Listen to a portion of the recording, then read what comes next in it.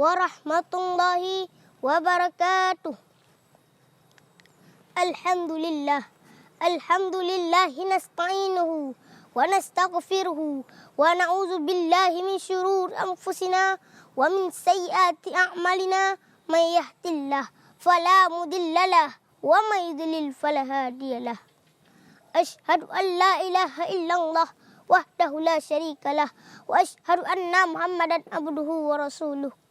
Allahumma salli wa sallim ala sayyidina Muhammadin wa ala alihi wa sahbihi ajmain, amma ba'du.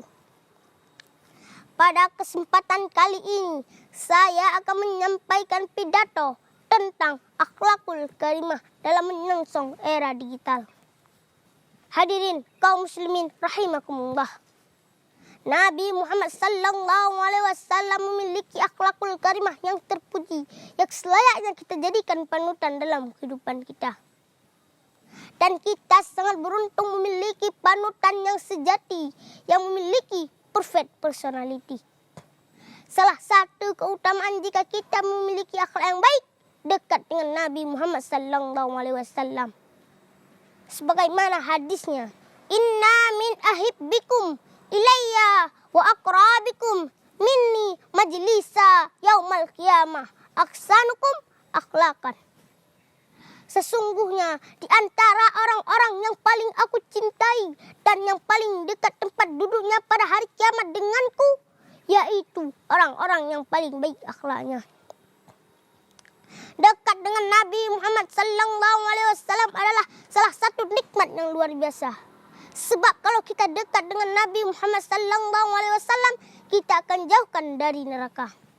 Hadirin kaum muslimin rahimakumullah. Dalam menjalani kehidupan di era digital ini, kita harus mempersiapkan diri dengan akhlak yang baik untuk menghadapi dari hal-hal yang negatif. Karena di zaman ini, internet di mana-mana, hampir di setiap ruangan ada internet. Di warung-warung, di kafe-kafe, bahkan di rumah-rumah sudah ada internet.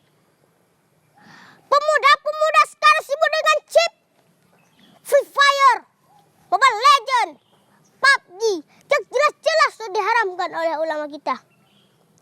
Oleh karena itu, jaga keluarga kita, jaga anak-anak kita, jangan sampai terjerumus dalam lembah neraka. Sebagaimana Allah berfirman, Bismillahirrahmanirrahim. Ya ayyuhalladzina amanu qu anfusakum wa ahlikum naro. Hai orang-orang yang beriman, jagalah dirimu dan keluargamu daripada api neraka. Wahai saudara-saudara, jaga diri kita sendiri, jaga keluarga kita.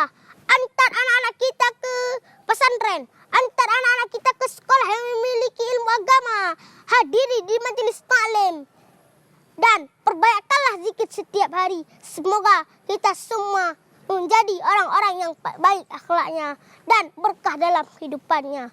Kesimpulan dari pidato saya hari ini, mari kita perbaiki keadaan kita dengan akhlak yang baik dan pergunakanlah era digital ini untuk hal-hal yang positif, yang berguna bagi agama, bangsa, dan negara.